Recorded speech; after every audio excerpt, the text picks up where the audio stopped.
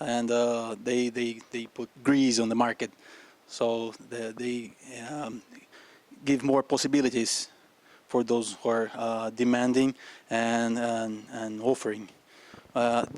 This tool, it won't like create a demand. The demand is there or not, and what you will see with this tool, this kind of tool, is that if there is a demand for that, the demand that won't meet an offer on the market. Okay, so this tool will facilitate the trades and sales, and for those who are demanding those fishes, they will find they will meet the offer. Okay. Sorry, I would have to rebut your comment. It actually would create demand. If I did do some economics 101, and demand is willingness and ability. So first it will make people more able because it facilitates, it's easier. At the moment, there's actually no list of LFRs. If you try and look online, there is 260 LFRs existing today in New Zealand, and there is no way a consumer like me or someone who is in a fishery or involved in the fishery industry already can know that. So we are actually providing a tool that makes it easier, so that makes it more ability, so that means demand increases. And secondly, what we didn't really be able to showcase, we didn't have time, is that on each fish we're actually going to profile recipes, other restaurants that are using it, how you can use it, say how videos on filleting the fish. Because at the moment, like I'll take a perfect example, kawai. So at the moment, kawai is considered sort of like a poor man's fish. It's not really, some people might debate with that, but in New Zealand, it's not really considered the same level as like a trevally. But if you go over to Melbourne, they've branded it as sea salmon. So why can't we do something like that? So this website would ultimately profile people like, I guess, Al Brown using it, or it would give you, it could automatically search the web for every single kawai recipe, and it would return links to that as well. So it's more trying to up the profile, show you can use kawai for something else. It's not just how you consider it. So it would actually, it should in theory increase demand for fish. I might just add that this first iteration is really just about getting more data out there. Ideally, the next iteration, we build a marketplace on this.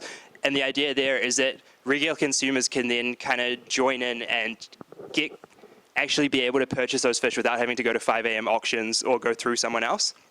So it will create, ideally, more accessibility for the market.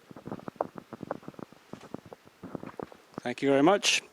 It's probably worth pointing out that Mr. the chef Van der Haven or something, the guy with the food truck, he's actually involved in sustainable business development. So he might be somebody on whose door you should knock. Next question, please.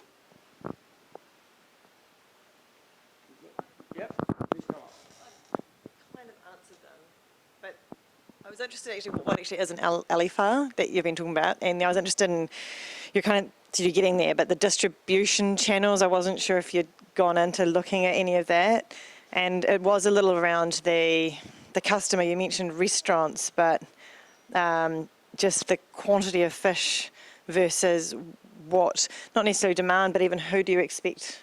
Like, because you sort of mentioned like the everyday person as one person, and then restaurants, but like companies, you know, your big Sea Lord, whatever. Like, just interested if you've thought any of that stuff.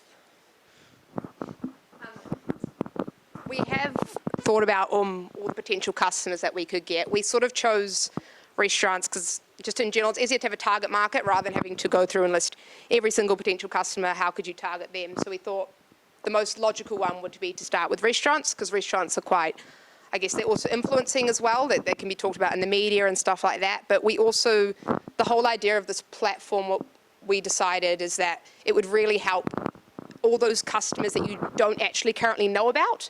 And I guess the fishing industry doesn't really know about, and we don't actually know, there could be people out there that are wanting to buy these fish. So this would sort of, in a way, show us who those customers are. They could be like, I thought of an example, maybe someone like Eat My Lunch would come in one day and they would want to get really cheap fish, so they'll just buy a whole shipload of them. It would also be more of those non-traditional customers who probably buy fish one or one or two times as a one-off, so that's not really their main business, isn't really fishing. So this would sort of, it provides them a platform to do that, because at the moment you have to be a registered buyer, you have to go through all these different types of things. So I guess it would open the opportunity for those unexpected buyers who I don't think any of us actually probably even know about yet.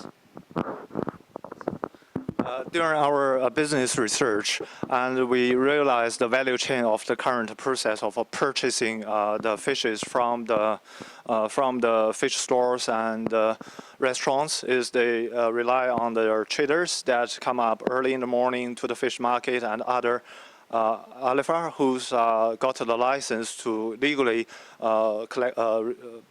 Buy the fish and distribute it. And so there are about 256 around Auckland. The largest one is the Auckland Fish Market. So we expose those fishing catches of the unpopular ones to the public. And then we are raising their interest of consumption of those fishes, right? By providing the recipes and guiding them to the proper restaurants and give the restaurants